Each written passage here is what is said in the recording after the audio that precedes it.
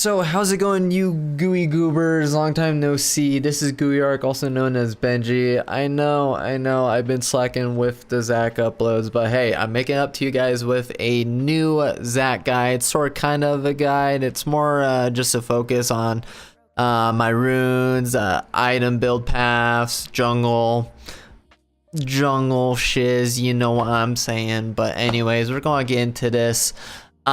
So with the preseason, they added some new early game stats that you could take when you head into game. So this is my new favorite page I like taking on Zach. I'll explain the reason why here in a bit. So we're primarily, this guide is focused on Zach jungle, by the way. So to get things started, of course, we're taking Aftershock, no brainer. Obviously, when you E in as Zach, you get some extra armor, magic resist, blah blah blah, and then you explode. Wow, DPS has a tank, broken. I like taking the new demolish only because the new turret plating system, it makes it a little bit easier after when you gank a lane and you help your laner push into the turret. Helps you get some of the turret plating chunks off, which equals more gold. So that's always awesome. I like taking conditioning, does well into mixed damage team comps. Other times I will take bone plating, also known as bitch plating. It kind of got like a nerf recently. I think it just doesn't last as long. And I like taking overgrowth. It gives some scaling with Zach's HP because hey, we all love a big blob, am I right? I love being Raid Boss Zach later on to the game. And then here's the juicy part. So I like taking Transcendence because when you hit level 10 you get 10% CDR for free. And then I like taking Gathering Storm because sometimes if I'm snowballing, occasionally I will buy a Leandri's or a Morellonomicon, maybe a Banshee's Veil. So yeah, other times if the art team has a full AP comp, I will take Nullifying Orb. But besides that, there's really nothing special on the sorcery page that you'll want on Zach. Maybe Celerity or Water Walk. Not Celerity, actually. Celerity got fucking gutted. That's terrible. But anyways, Transcendence and Gathering Storm. And like I just mentioned, the juicy part of this is you can now get another free 10% CDR with these early game stats.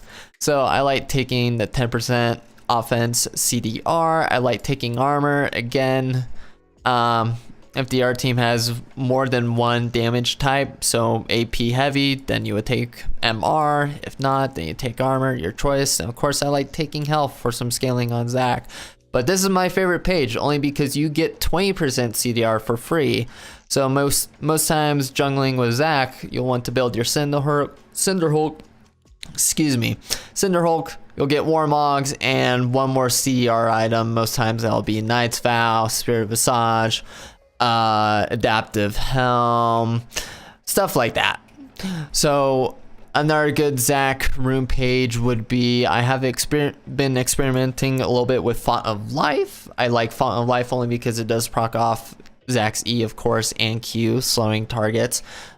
Still even with conditioning, but as of, I don't know, most of my games as of late, I've been dealing with junglers who like to invade for some reason. Like, I'm talking Jaxes and Lee Sins for some fucking reason. You know, everyone's being a little pussy boy, but yes, I take bitch plating sometimes to counteract that. So, of course, we take that. I leave overgrowth. Most Zachs in higher elo will take magical footwear, cosmic insight. But again, if you're dealing with a super early game jungler, or if you think you won't be able to hit your items that fast, I will take off the free boots and I will go for futures market. It helps Zach get his Cinderhulk faster, and then you could rush Ninja Tabbies, Merc Treads, whatever you like. Of course, we still stay with CDR, vice versa. Armor, magic resist. You guys probably get the bread and butter by now.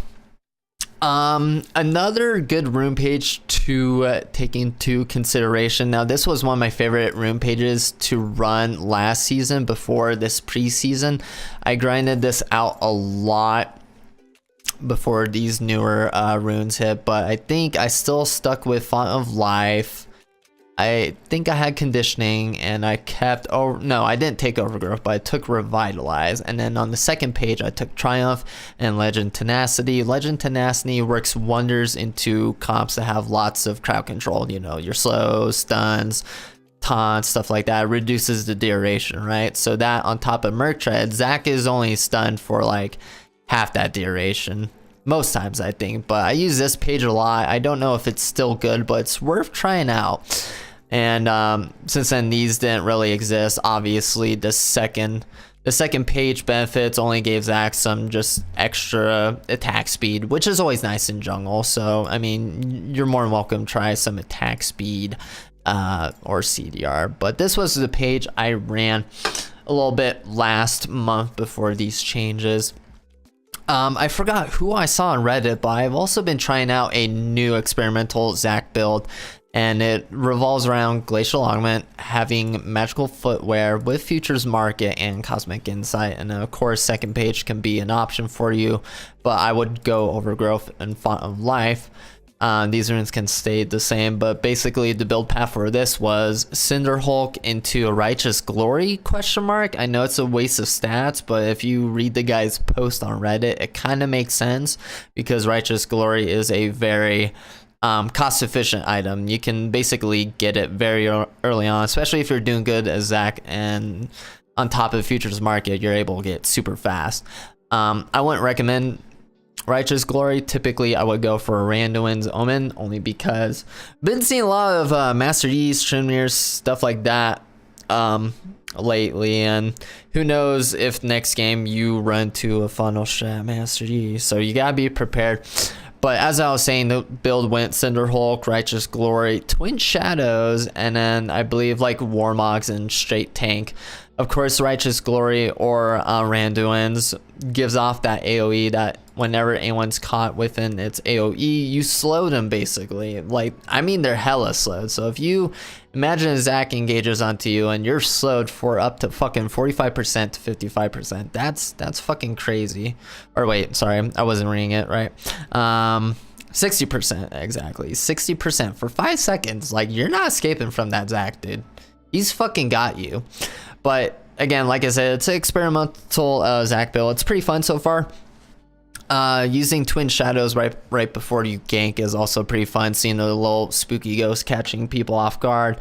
You just gotta let your teammates know, hey, I'm going in. We're gonna slow these mofos. I'm gonna ult them back to us. It's gonna be a grand old time. We're gonna get jiggy with it, you know. So yeah, this is just super fun to play around with. I don't think it'll be anywhere close as good as the standard Zac tank build with Aftershock, blah blah blah. But there you have it. Now also Zac support and Zac top are kind of not the best, but not good either. It's just kind of a hit or miss depending on your team comp. Again, I wouldn't recommend it, but Zac support sometimes is underrated. So, I mean, if you want to do that, Aftershock, Font of Life, or Demolish, either or you choose. I would probably take Bitch Plating, because why not? Survive the poking lane, and then Futures Market, Cosmic Insight, and then lead these here. That way you only have to buy 3 items with 10% CDR within game, and you should be fine. What else should I go over? We should go over some items. How do I fucking do this? I have not done this in a while. But typically starting items, you do want to go, you want to start off refill, obviously Hunter's Talisman. Most times you want to go for Chilling Smite Blade, just for the slow effect and the movement speed.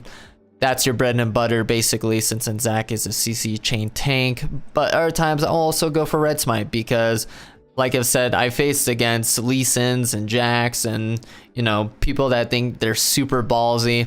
So typically I would just red smite them just to reduce the damage just by a little bit. But obviously you finish off your Cinder Hulk item. And then as far as like boots go, probably would take some boots, Ninja Tabbies, Merc Treads, sometimes CDR. Again, it's debatable, depends how the game is going. So I'll just drag those over there, just kind of give you guys a visual representation. And once you guys have that finished, you do want to rush your Warmogs. Warmogs is a very core item on Zac. excuse me, after you gank in, you only get away with half HP or maybe a third of your HP. Once you hit that 3000 HP mark, you're able to regen all that health back, and then you could ping to your team, hey, I'm gonna go back in again, or I'm ready to fight again. Just gotta give me a couple seconds to, you know, regen my goo. Then after Warmogs, like I mentioned, Leandres is also a very good pick, along with Morellonomicon, with that one page I showed with the Transcendent Scattering Storm, Bramble Vest, Deadman's, Randuin's for the super heavy AD teams, Adaptive Helm, you know, you got your Heimerdingers, you got your Teemos, you got counter with that. Spirit Visage, of course. Is it Visage or Visage? I don't know how it's pronounced by our way. Knight's Vow for your carries. Is there anything else? I'm just trying to think about. Of course, you want to finish off your support item when you're playing support Zac, so that's always an option there too. Late game, you want to get your Elixir of Iron. Is there anything else I've been trying out? Locket. You also want to pick up Locket every now and then. Sorry guys, a little bit slow today. I'm recording this with a headache, but you do want to go for Locket. Protects your team against the super burst heavy champions, whatever you want to call it. ZZ Rot, it's debatable. There were a couple times where I kind of memed a little bit and I built Ohm Wreckers. I might try this again sometime on stream, but Ohm Wrecker is actually pretty funny and hilarious, but also gives some doggone good stacks. I mean, you get health, you get armor, get base health regen, and you get 10% CDR, so why not? Also, another item I've been trying out was Zeke's Convergence. I know it's a waste of stats for the mana, but then again, you get the cooldown reduction, get armor, magic resist, and of course, when you ult your ally, empowers your allies' attacks to, like, I don't know, freeze them or some shit when your ult is going off. So imagine if you E onto someone on their team, you ult them back to your team, you're basically slowing them, and hopefully your AD carry or whoever is just shitting on them. So there's that too. There's also Gargoyle Stone Plate. I really don't buy this item as much anymore. When it first came out, I would sometimes go that one rune where you got a free stopwatch so that you could build that basically into this item. So it can be handy from time to time, but again guys, that is totally up to you. Just mix and match, see how you guys like Zac. I guess the only other thing I should go over, one second, is jungle routes. Jungle routes. Sorry, I was watching some Mango, but I love blue side. Blue side is favorite side here. Hopefully in your ranked games, solo queue games, you are getting red or blue side. Red side's okay, but typically blue side, start off red, get your leash from your bot lane. I'll go into Krugs, and then I'll do Raptors, and then I'll go up to my blue side. Hopefully if the enemy jungler hasn't taken my blue buff or whatever by then, you're able to clear top side, and around then you should be able to back, get your like your smite item, maybe pair of boots. You never want to contest Scuttle Crab as Zac, only because, like I just said, people are somewhat doing the funnel strat again with like Master Yi, Aatrox, sometimes AD carries, and Zac just has no guaranteed way of getting Skull Crab fast without using his E to reduce Scuttle's armor and magic resist, which is terrible. Only time I want to go for Skull Crab is, let's just say you're down here and you see their jungle gank your top lane, level 2, level 3, then it's a guarantee that you can get bot side Skull Crab. Only then you can go for that. Only other time, again, I would go for Skull Crab is when your team has another tank champion, because basically tanks take forever to clear, and why not go for it? And then if you're starting red side, of course, like I just said, you want to try and get your red buff first. I've been having some really pussy ass top laners not leash for me for some reason. I get it if they're like Gameplank or Alawi or Nasus, because you know they gotta get the lead. They have to be in lane level 1 as soon as minions spawn. I get that, but if you don't get leash from your top laner, all good. You could probably get your leash from a bot lane into your blue buff. If neither or wants to leash you, I would just say play it safe. Sometimes wolves is okay, but I like doing raptors. You're healing off the talisman with Zac's W and kiting should give you enough health back, then you should be able to do red into Krugs and vice versa. So that's all I got for jungle camp routes. Now, later on in the game, let's just say you're like level 4, level 5 Zach. Let's just say your second red buff just came up. One thing you gotta keep in mind is you gotta take advantage of Zach's passive with his wobs. You gotta take advantage of that healing. So I would auto red buff and I'd bring red buff close to this bush, and then I will Q over onto one of the Krugs and then smack one of those hoes back into red buff. Therefore you get our Zac blob to spawn, which equals more healing. So it's very efficient with Zac clearing. Same thing with blue buff. I would hit blue buff once, I'll walk out, kite out a little bit, then I'll Q Gromp over, wait for blue buff to get into range, and I'll smack them together, kite them away just a little bit, make sure you don't lose aggro, and then E onto both them, and then voila, you're healing off the talisman and or Sunfire Cape should be enough AoE to kill both camps. You just want to make sure you run a pot or you have a smite charge ready. Zac is very good at doing Rift Herald. If your team is ahead and your team is distracting everyone in a lane somewhere, Zac is very good at doing Rift Herald, but again, he's very slow because he's a tank. But other than that, fellas, I think that'll do it for this Zac upload. Sorry, again, I have a hella migraine. I've been playing League all day. Been experimenting with different no, I do not want to say that. Been experimenting with other builds and our champions, trying to expand my champion pool just a little bit. You know, it's preseason, who cares? No one's really trying. It's just all about having fun. But if you guys have any questions or comments, leave it down in the comments below. Follow me on Twitter. I do want to announce that next week I will be tackling Twitch streaming full time.